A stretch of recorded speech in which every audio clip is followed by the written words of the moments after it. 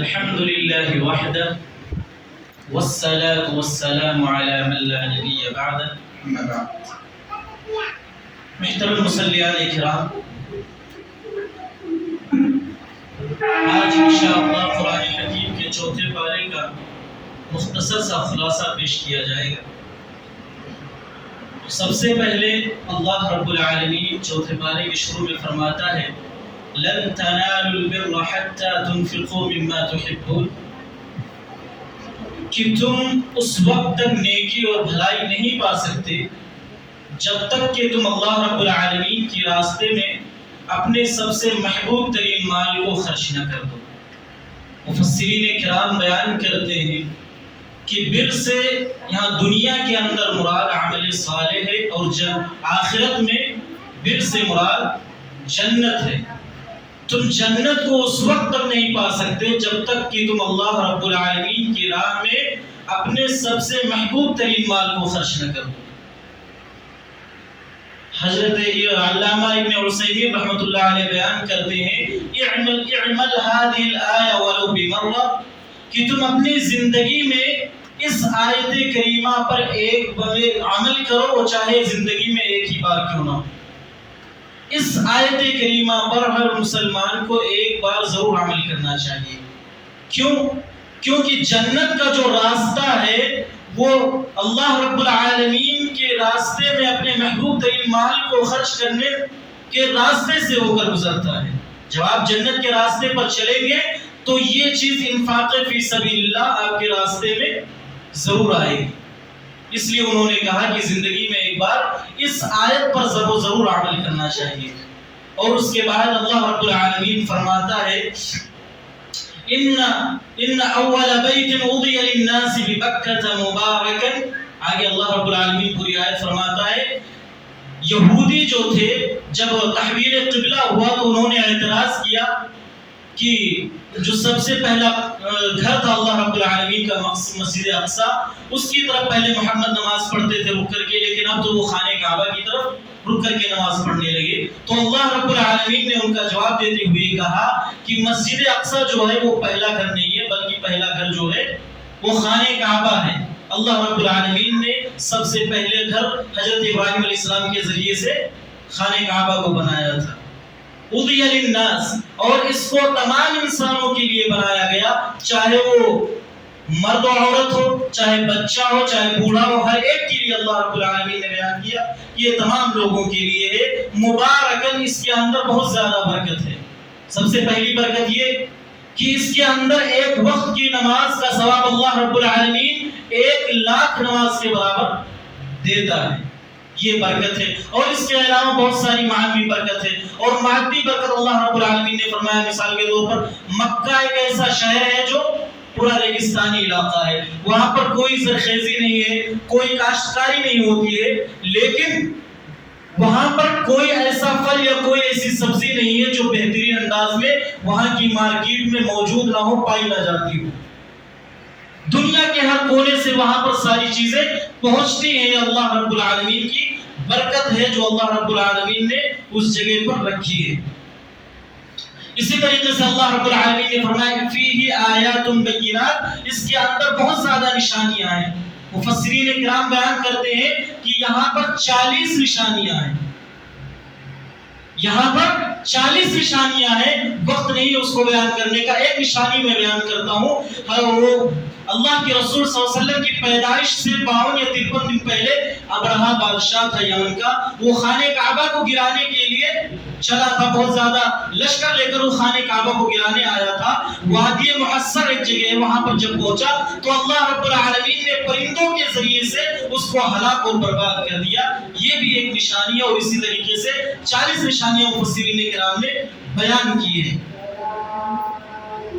اسی طریقے سے اللہ رب العالمین فرماتا ہے وَلِلَّهِ عَلَى النَّاسِ حِجُّ الْبَيْتِ مَنِ اسْتَطَاعَ إِلَيْهِ سَبِيلًا، کہ اس گھر کی ہر مسلمان پر جو استطاعت رکھتا ہو اس کے لیے ایک بار اس گھر کا حج کرنا فرض اور ضروری ہے۔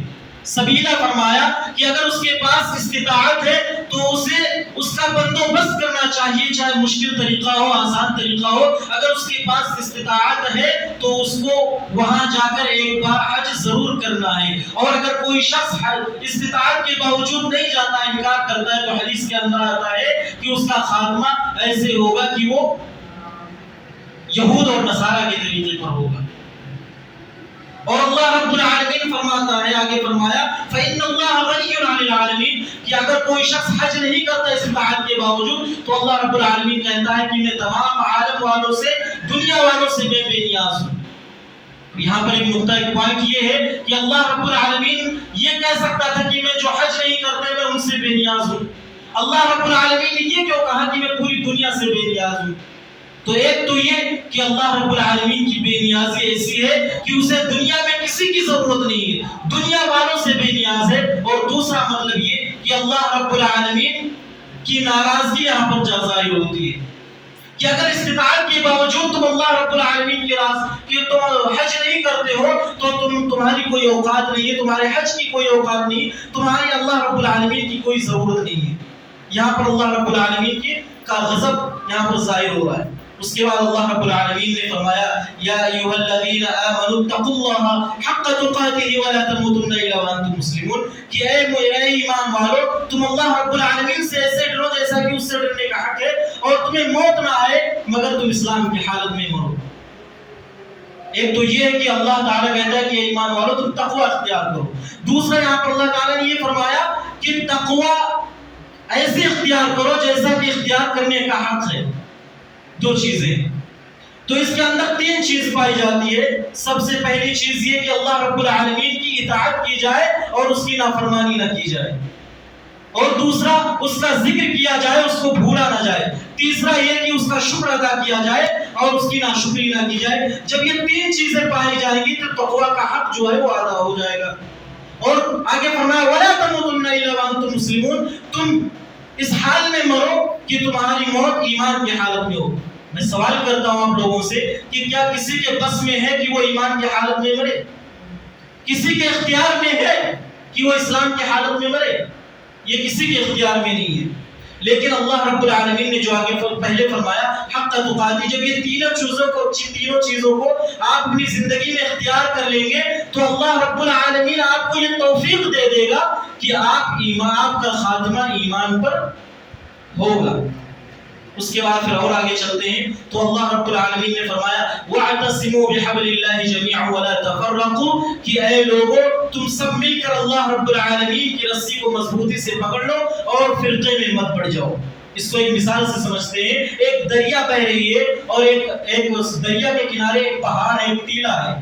اس دریا کے اندر ایک آدمی ڈوب رہا ہے، پہاڑ پر ایک آدمی کھڑا ہے اور وہ رسی پھینک رہا ہے کہ تم رسی کو پکڑ لو۔ اگر وہ آدمی رسی کو پکڑے گا تو وہ اس آدمی کے پاس بلندی پر پہنچ جائے گا، لیکن اگر رسی نہیں پکڑ رہا ہے تو وہ دریا کے اندر ڈوب جائے گا۔ اللہ رب العالمین نے کہا وَاعْتَصِمُوا بِحَبْلِ اللَّهِ جَمِيعًا، تم سب مل کر اللہ رب العالمین کی رسی کو مضبوطی سے پکڑ لو۔ اگر اللہ رب العالمین کی رسی کو نہیں پکڑو گے تم ہلاک اور برباد ہو جاؤ گے، تم نیست و نابود ہو جاؤ گے۔ اگر تم اللہ رب العالمین کی رسی کو مضبوطی سے پکڑ لیے تو تم سربلندی پر، تم اونچائی پر جا کر کھڑے ہو جاؤ گے۔ اور آگے اللہ تعالیٰ نے فرمایا وَاذْكُرُوا نِعْمَتَ اللَّهِ عَلَيْكُمْ إِذْ كُنتُمْ أَعْدَاءً فَأَلَّفَ بَيْنَ قُلُوبِكُمْ، کہ یاد کرو کہ اللہ رب العالمین نے تمہیں وہ نعمت دی جب تم ایک دوسرے کے دشمن ہوا کرتے تھے۔ وہ نعمت کیا ہے؟ ہدایت کی۔ اللہ رب العالمین نے تمہیں ہدایت دے دی فَأَصْبَحْتُمْ بِنِعْمَتِهِ إِخْوَانًا، اور دوسری نعمت یہ دی کہ جب تمہیں ہدایت مل گئی تو تم پیار و محبت میں ایک دوسرے کے بھائی بن گئے۔ دو نعمتیں دی، ایک اخوت و بھائی چارگی کی اور دوسری ہدایت کی اللہ رب العالمین نے دی۔ اس کے بعد اللہ رب العالمین فرماتا ہے وَلْتَكُمْ مِنْكُمْ أُمَّةً يَدْعُونَ إِلَى الْخَيْرِ، کہ تم ایک ایسی امت ہو جو خیر کی طرف تم لوگوں کو بلاتے ہو، تم خیر کی لوگوں کی دعوت دیتے ہو اور برائی سے روکتے ہو، اچھی باتیں بتاتے ہو برائی سے روکتے ہو۔ تو ایک چیز یہاں پر ہے دعوت الی الخیر، خیر کی طرف دعوت دینا، اور دوسری چیز ہے نیکی کی طرف بلانا اور برائی سے روکنا۔ یہ دو الگ چیزیں ہیں۔ دعوت الی الخیر کیا ہے کہ مثال کے طور پر مسلمانوں کے کوئی نفع بخش کام ہے، اس کے اندر حصہ لے لینا. مثال کے طور پر کوئی معاشرہ ہے، اس کے اندر مسجد نہیں، اب مسجد کی ضرورت ہے، اب وہاں پر آپ لوگوں کو اکٹھا کر لیں اور چندہ کر لیں، چندے کے ذریعے سے مسجد کی تعمیر کرا لیں. یہ دعوت الخیر ہے. مدرسہ بنوا دے، دعوت الخیر ہے. معاشرے میں کوئی ایسی غریب لڑکی ہے جس کی شادی نہیں ہو رہی ہے، آپ لوگوں کو اکٹھا کر کے اس کی شادی کرا دیں، یہ دعوت الخیر ہے. اور نیکی کی طرف بلانا، برائی سے روکنا، یہ اسلام کی دعوت، اسلام کی باتوں کو اور اسلام کے فکر کو دوسروں کے سامنے پیش کرنا ہے. اور جو دوسرے لوگ اسلام کے شعائر پر، اسلام کے اصولوں پر طنز کرتے ہیں، ان کا جواب دینا ہے. جس طریقے سے وہ طنز کرتے ہیں، جس لہجے میں وہ طنز کرتے ہیں، اسی لہجے میں انہیں جواب دینا ہے. اس راستے میں بہت ساری مشکلات، بہت ساری پریشانیاں آئیں گی. ان ساری پریشانیوں کو برداشت کر کے ان لوگوں کے سامنے اسلام کی دعوت کو پیش کرنا ہے. اور حضرت ابو درداء رضی اللہ تعالیٰ عنہ ایک بہت ہی جامع حدیث بیان کرتے ہیں. وہ کہتے ہیں کہ تم لوگ اللہ رب العالمین کی، تم لوگ نیکی کی دعوت دیا کرو اور برائی سے لوگوں کو روکا کرو. اگر تم ایسا نہیں کرو گے تو اللہ رب العالمین تم پر ظالم حکمراں مسلط کر دے گا، جو تمہارے بڑوں کی عزت نہیں کرے گا، تمہارے چھوٹوں سے نفرت کرے گا، محبت نہیں کرے گا، تمہارے بڑوں کی دھجیاں بکھیرے گا، ان کو الٹا سیدھا کہے گا، تمہارے چھوٹوں سے محبت نہیں کرے گا. اور پھر تم اللہ رب العالمین کے بارگاہ میں ان کے لیے بد دعائیں کرو گے تو اللہ رب العالمین تمہاری بد دعا بھی نہیں قبول کرے گا. اس حدیث کو اپنے ذہن میں رکھیں اور اپنے حالات کا جائزہ لیں. جب ہم امر بالمعروف نہی عن المنکر چھوڑ دیے تو اللہ رب العالمین نے ہم پر ظالم حکمراں مسلط کر دیا. کیا کہ نہیں کیا؟ کر دیا. اور پھر وہ ہمارے بڑوں کی عزت بھی نہیں کرتا، چھوٹوں سے شفقت بھی نہیں کرتا، اور ہم ان کے بارے میں، اس کے بارے میں بد دعا کرتے ہیں اللہ رب العالمین کی بارگاہ میں، تو اللہ رب العالمین ہماری بد دعا بھی ان کے حق میں قبول نہیں کرتا، نہیں قبول ہو رہی ہے. یہ بہت بڑی بات ہے میرے بھائی اور دوستو. اس کے بعد اللہ رب العالمین فرماتا ہے فَآتَاهُ اللَّهُ ثَوَابَ الدُّنْيَا وَحُسْنَ الْآخِرَةِ. کہ اللہ رب العالمین دنیا کے بدلے کی بات کرتا ہے، آخرت کے بدلے کی بات کرتا ہے. دنیا کے اندر اللہ رب العالمین نے صرف یہ کہا کہ بدلہ، لیکن آخرت کے بارے میں حسن ثواب الآخرہ کا ثواب یعنی اچھا بدلہ آخرت کے اندر دے گا. اور تو اس میں یہ بات پتہ چلتی ہے کہ اگر دنیا کے اندر آپ حسین اعمال کریں گے تو اللہ رب العالمین آپ کو آخرت میں حسین بدلہ دے گا. اور وہ کیا ہوگا؟ حسنہ. جنت کو اللہ رب العالمین نے حسنہ کہا. جب آپ حسین عمل کریں گے تو آخرت میں حسین بدلہ ملے گا، اور وہ حسین بدلہ کیا ہوگا؟ حسنہ ہوگا، جنت ہوگی. جب آپ یہ عمل کریں گے تو اللہ رب العالمین آپ کو یہ چیز دے گا. اور آج ہم دنیا کے اندر دیکھتے ہیں، جب ہم روڈ پر چلتے ہیں تو جگہ جگہ پر اسپیڈ بریکر آتے ہیں اور روڈ کے رولز آتے ہیں، پینالٹی لگتی ہے. اور جب ہم بہت سے جگہوں پر ایسی ہوتی ہے کہ ہم اوورٹیک کرنے لگے تو حادثات کے خطرے ہوتے ہیں. اللہ رب العالمین فرماتا ہے فَفِرُّوا إِلَى اللَّهِ. اللہ رب العالمین کی طرف دوڑو، اللہ رب العالمین کی طرف بھاگو اور بھاگتے ہوئے چلے جاؤ. یہ ایسی جگہ ہے جہاں پر نہ آپ کو اسپیڈ بریکر ملنے والا ہے، نہ ہی کوئی رول ملنے والا ہے، نہ ہی کوئی پینالٹی آپ پر لگنے والی ہے، نہ ہی اسپیڈ کا کوئی مسئلہ ہے کہ 30 کے 60 کے 70 کی اسپیڈ میں. اللہ رب العالمین نے کہا فَفِرُّوا إِلَى اللَّهِ. اللہ رب العالمین کی مغفرت کی طرف بھاگو. وَسَارِعُوا إِلَى مَغْفِرَةِ رَبِّكُمْ. اور اپنے پروردگار کی مغفرت کی طرف بھاگو. ریس لگاؤ، ایک دوسرے سے آگے بڑھنے کی کوشش کرو اپنے پروردگار کی مغفرت کی طرف. اللہ رب العالمین نے فرمایا. اور اس کے بعد اللہ رب العالمین فرماتا ہے، اللہ رب العالمین نے جنگ احد کا تذکرہ کیا کہ وہاں پر اللہ رب العالمین نے مسلمانوں کو شکست دی تھی. تو کبھی کبھی ہارنا بھی ضروری ہوتا ہے.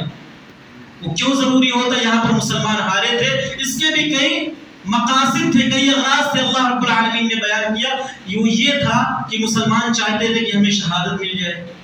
تو اگر ہار نہیں ہوتی تو وہ شہید کیسے ہوتے؟ ان کو شہادت دینی تھی اللہ رب العالمین کو، اس لیے یہاں پر مسلمانوں کی شکست ہوئی. سب سے پہلی بات تو یہ. اور دوسری بات یہ کہ اللہ رب العالمین نے ان سب کی جو لوگ اس جنگ کے اندر شرکت کیے تھے ان سب کی اللہ رب العالمین نے مغفرت کر دی. اور تیسری چیز اللہ رب العالمین یہ دیکھنا چاہتا تھا کہ اس جنگ کے ذریعے سے کون مخلص ہے اور کون غیر مخلص ہے، اس موقع پر کون ایسے ہیں جو اللہ کے رسول صلی اللہ علیہ وسلم کے ساتھ کھڑے رہتے ہیں اور کون سے ایسے لوگ ہیں جو پیٹ پھیر کر اس میدان سے بھاگ جاتے ہیں۔ اسی طریقے سے اگر ہم اس دنیا کے اندر اللہ رب العالمین کی مدد چاہتے ہیں، یہ چاہتے ہیں کہ اللہ رب العالمین کی مدد ہمارے اوپر آئے، تو تین چیزوں کا ذکر اللہ رب العالمین نے کیا، ایک تقوی، دوسرا صبر اور تیسرا استغاثہ۔ تقوی القلوب، دل کے ذریعے میں دل میں اللہ رب العالمین کا تقوی اور بدن کے ذریعے سے اللہ رب العالمین سے صبر اختیار کیا جائے اور زبان کے ذریعے سے استغاثہ کیا جائے۔ کیسی استغاثہ؟ جیسی استغاثہ اللہ کے رسول صلی اللہ علیہ وسلم نے، جیسی مدد اللہ کے رسول صلی اللہ علیہ وسلم نے جنگ بدر کے موقع پر کی تھی۔ اگر ہم ایسے اللہ رب العالمین کے بارگاہ میں استغاثہ کرتے ہیں یہ تینوں چیز کو لے کر، تو انشاءاللہ اللہ رب العالمین کی مدد ضرور ہم تک آئے گی۔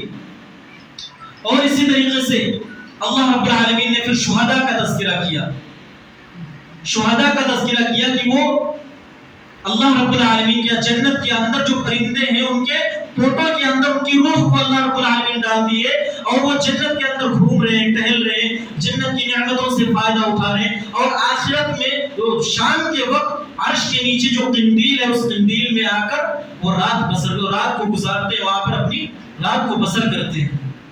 یہاں پر اللہ رب العالمین نے خاص طور پر شہیدوں کا تذکرہ کیا۔ ایک کافر بھی مرتا ہے، مومن بھی مرتا ہے، اور یہ سب بھی زندہ ہوتے ہیں۔ زندگی آخرت کی کیسی ہے کسی کو نہیں معلوم، برزخ کی زندگی کیسی ہے کسی کو نہیں معلوم ہے۔ تو کافر بھی مرتا ہے، مومن بھی مرتا ہے، اور وہ دونوں بھی زندہ ہوتے ہیں، لیکن اب کیا وجہ ہے کہ اللہ رب العالمین نے ان کی زندگی کا تذکرہ نہیں کیا، ان کی زندگی کی کوئی اوقات نہیں ہے۔ اس کی وجہ کیا ہے؟ اللہ رب العالمین فرماتا ہے کہ شہیدوں کے بارے میں بل احیاء عند ربہم، کہ شہید جو ہیں یہ اللہ رب العالمین کے پاس زندہ ہیں اور اللہ رب العالمین کے پاس یہ روزی بھی پاتے ہیں۔ ان کی زندگی ایسی ہے کہ انہیں زندگی کی تمام ضروریات، تمام سہولیات اللہ رب العالمین فراہم کرتا ہے، اور ان کے علاوہ جو لوگ زندگی جو لوگ مرتے ہیں ان کی اللہ رب العالمین کے یہاں کوئی حیثیت نہیں ہوتی ہے۔ اللہ رب العالمین یہ بیان کر رہا ہے۔ اور اس کے بعد پھر سورہ نساء آتی ہے۔ سورہ نساء کے اندر اللہ رب العالمین نے عورتوں کا تذکرہ کیا۔ اب یہاں پر میں ایک بات یہ بیان کرتا ہوں کہ اگر کوئی آدمی ہے اور اس کا ایک ہاتھ کٹ جائے تو کیا وہ مکمل رہے گا؟ کوئی مکمل ہو سکتا ہے؟ اس کا ایک ہاتھ نہ رہے تو وہ مکمل ہو سکتا ہے؟ مکمل نہیں ہوگا، وہ ادھورا رہے گا۔ اب کوئی آدمی ادھورا ہے اور سامنے کوئی ڈاکٹر ہے، وہ کہے کہ تم مجھے 1 لاکھ روپیے دے دو، میں تمہارا اس ہاتھ کو نقلی ہاتھ لگا دیتا ہوں، تمہیں مکمل کر دیتا ہوں۔ جو سامنے والا فوراً اسے 1 لاکھ روپیہ دے دے گا کہ بھائی میں ادھورا ہوں، مجھے مکمل کر دے۔ میں عورتوں سے یہ بات، خواتین سے کہنا چاہتا ہوں کہ مرد جو ہیں اس معاملے میں ادھورے ہیں۔ اللہ رب العالمین نے آدم علیہ السلام کی بائیں پسلی سے کس کو بنایا؟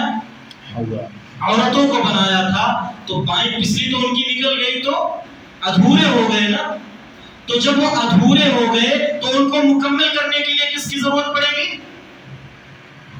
عورتوں کی ضرورت پڑے گی نا۔ انسان کو، آدمی کو مکمل کرنے کے لیے عورت کی ضرورت پڑے گی۔ میں یہ بات کس لیے کہہ رہا ہوں؟ دہیج کا، شادی کا جو موقع ہوتا ہے اس موقع پر دہیج لیتے ہیں پھر شادی کرتے ہیں۔ تو عورت جب نامکمل ہے، جب ہاتھ نامکمل، جب انسان کا شریر نامکمل ہوتا ہے تو وہ پیسے دے کر شریر لگواتا ہے تاکہ مکمل ہو جائے۔ عورت، آدمی نامکمل، یہاں پر عورت کے ذریعے سے وہ مکمل ہو رہا ہے۔ تو یہاں پر پیسے دینا ہے کہ لینا ہے؟ سمجھ میں آئی بات؟ کچھ نہیں سمجھ میں آیا؟